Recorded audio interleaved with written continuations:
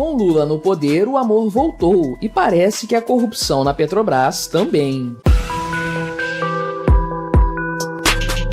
Este é o Visão Libertária, sua fonte de informações descentralizadas e distribuídas. A Petrobras voltou ao noticiário com mais um possível escândalo de má condução de seus negócios durante um governo petista. O caso atual se iniciou em fevereiro, mas seus desdobramentos começaram a ficar mais quentes por agora. Trata-se de uma investigação feita pelo Tribunal de Contas da União, o TCU, a respeito de um contrato de industrialização por encomenda, o chamado tolling, firmado entre a Petrobras e a petroquímica Unigel. De acordo com o órgão fiscalizador, haveria indícios de irregularidade no contrato assinado entre as duas empresas. A coisa é de fato tão esquisita que a própria Petrobras ordenou uma investigação interna a respeito do caso. Apenas para que você entenda do que se trata esse tal contrato. A Unigel, que é a segunda maior petroquímica do Brasil, havia arrendado 2 fábricas de fertilizantes da Petrobras durante o governo Bolsonaro, uma na Bahia e outra no Sergipe. Só que as atividades nessas fábricas haviam sido paralisadas em setembro do ano passado por falta de lucratividade. Na verdade, de janeiro a setembro de 2023, a Unigel acumulou um prejuízo superior a R$1 bilhão,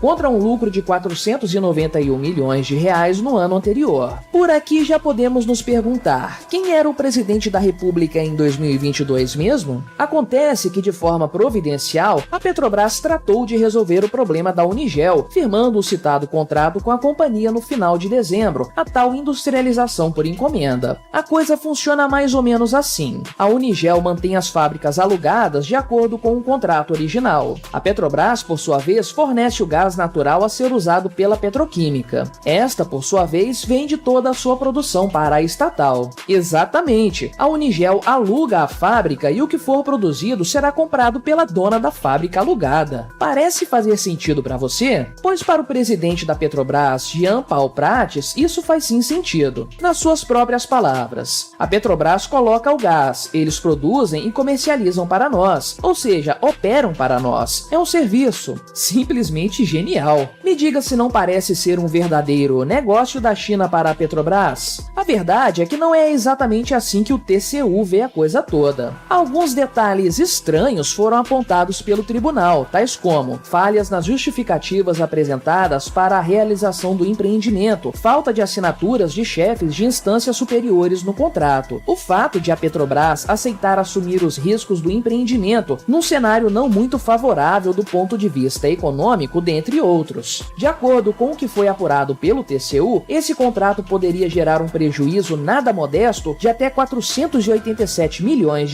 para a Petrobras. Seria, portanto, um acordo com uma inviabilidade econômica indiscutível. Nesse modelo, ainda segundo o que apurou o TCU, a Petrobras estaria arcando por inteiro com o risco de uma operação que é claramente deficitária. A partir dessa análise, portanto, o tribunal deu à Petrobras e ao Ministério de Minas e Energia um prazo para manifestações. Por conta disso, a Petrobras solicitou os serviços de uma auditoria externa para que o caso fosse avaliado. Agora, e como desdobramento adicional das investigações internas, os celulares dos diretores William França, de Processos Industriais e Produtos, e de Sérgio Caetano, de Relacionamento com Investidores e Financeiro, foram apreendidos pela auditoria da estatal. Esses 2 diretores haviam sido indicados por Prates e, segundo denúncias internas, os 2 pressionaram as equipes técnicas da empresa para que o contrato fosse aprovado com celeridade. O que eles ganhariam com a assinatura desse contrato? Talvez, vai saber, o tempo dirá. Durante a gestão Bolsonaro, a Petrobras privatizou parte de suas operações e encerrou outras, para enxugar sua estrutura e se focar naquilo que dá lucro de verdade. Porém, agora que estamos no governo 3.0, o padrão mudou e esse cenário foi revertido. Afinal de contas, como poderíamos esperar que o sujeito responsável pelo Petrolão fosse aceitar uma diminuição na estrutura da Petrobras? Pois bem, sob a gestão Lula, a Petrobras lançou seu Plano Estratégico 2024-2028, um megalomaníaco projeto projeto que prevê 102 bilhões de dólares em investimentos, inclusive no setor de fertilizantes, setor esse que havia sido descontinuado na gestão anterior. Pois é, sabe aquele papo esquerdista de que fertilizantes artificiais fazem mal para o meio ambiente e coisas do tipo? Então, o governo Lula, defensor do meio ambiente, só que não, parece não levar essa história muito a sério. Veja, por exemplo, que o vice-presidente Geraldo Alckmin não apenas defendeu a exploração de potássio na mina de Altazes, no coração da Amazônia, como vai inaugurar pessoalmente uma mega usina de produção de fertilizantes em Minas Gerais. Parece que quando o assunto é dinheiro graúdo girando, até o mais ferrenho esquerdista esquece os seus princípios demagógicos. Dada a repercussão negativa do caso, a Petrobras emitiu uma nota prestando esclarecimentos. De acordo com a estatal, o contrato firmado com a Unigel respeitou o sistema de governança da empresa e todos os trâmites e procedimentos pertinentes, inclusive quanto ao limite de competência previsto nas normas vigentes para a aprovação dos contratos de serviço. Vai vendo. A gente até poderia cair nessa lorota, não fosse o histórico de destruição da Petrobras por parte de governos petistas. Você se lembra do caso da refinaria de Pasadena? Essa unidade foi adquirida em partes pela Petrobras em 2006, durante o primeiro governo Lula, quando Dilma Rousseff era presidente do Conselho Administrativo da estatal. Hoje, a ideia de ter a mulher Sapiens como chefe da Petrobras parece ridícula, e acredite em mim, ela já era ridícula naquela época. A tal refinaria, conhecida informalmente como Ruivinha, dada a ferrugem de seus equipamentos antiquados, havia sido adquirida pela Astra Oil no ano anterior por 42,5 milhões de dólares. Só que naquele ano de 2006, a Petrobras adquiriu metade da refinaria pela bagatela de 360 milhões de dólares, o que por si só já seria muito errado. Acontece que a brincadeira não parou por aí. Quando as duas empresas se desentenderam em 2008, o maior problema veio à tona: o lixo de contrato que havia sido originalmente assinado. O texto estabelecia uma cláusula put option, que obrigava a Petrobras a comprar a outra metade da refinaria, no caso de desavenças, pelo preço estipulado pela Astra Oil. Por conta disso, a estatal brasileira teve que pagar 820 milhões de dólares pelo restante da refinaria de Pasadena. Somando tudo, a Petrobras teve que desembolsar cerca de 1,2 bilhão de dólares por uma refinaria que havia sido adquirida originalmente por um preço quase 30 vezes menor. Em 2017, a Petrobras conseguiu desovar essa refinaria por menos da metade do valor de compra para a Chevron.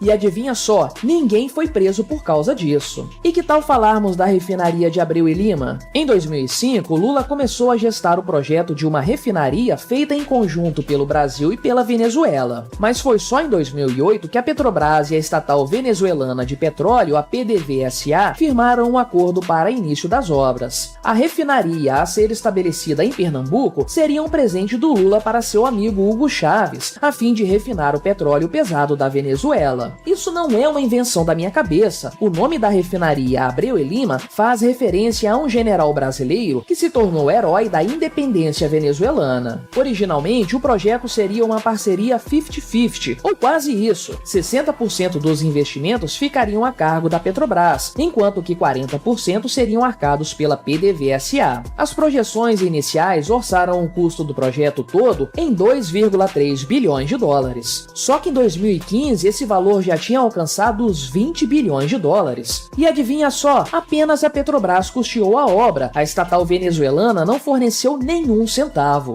Essa é a famosa parceria Caracu. A Venezuela entrou com a cara e o Brasil, bem, você sabe. O pior de tudo é que o Lula, neste seu terceiro mandato, quer retomar as obras dessa refinaria da corrupção. Afinal de contas, você tem dúvidas de que as coisas vão seguir nesse rumo de novo? É como diria o Cazuza, eu vejo o futuro repetir o passado. Não existe outra finalidade para as estatais em governos petistas do que atender ao parasitismo dos políticos que orbitam a base aliada do Lula. É por isso que esse governo lutará com todas as forças para evitar qualquer tipo de privatização. Pense que se houver menos estatais, haverá menos dinheiro a ser roubado, menos enriquecimento ilícito e menos patrocínio para campanhas eleitorais. E isso Lula e sua gentalha não podem aceitar. É claro que esse caso mais recente, com seu prejuízo na casa de centenas de milhões de reais, parece até uma ninharia perto do histórico do PT. Mas a coisa ainda vai piorar bastante, pode acreditar. Sob todos os aspectos, o Brasil voltou a roubar roubalheira, ao descaso, enfim, a ser o que sempre foi. Porém, se tem algo que podemos tirar de positivo dessa história, é que a dilapidação das estatais brasileiras, especialmente uma do porte da Petrobras, serve muito bem ao propósito de abrir os olhos da população. Poucas coisas convencem mais o brasileiro médio de que o Estado é uma verdadeira máfia do que a roubalheira promovida pelo PT em todas as esferas da máquina pública. Obrigado por sua audiência. Este artigo foi revisado por JJ Liber, escrito, narrado e produzido por mim, Quintessência. Escreva artigos você também, acesse visãolibertaria.com. Se você gostou deste vídeo, deixe o seu like e compartilhe com seus amigos para difundir as ideias da liberdade. Se quiser ser notificado de outros vídeos, clique em se inscrever e depois no ícone da campainha. Até a próxima!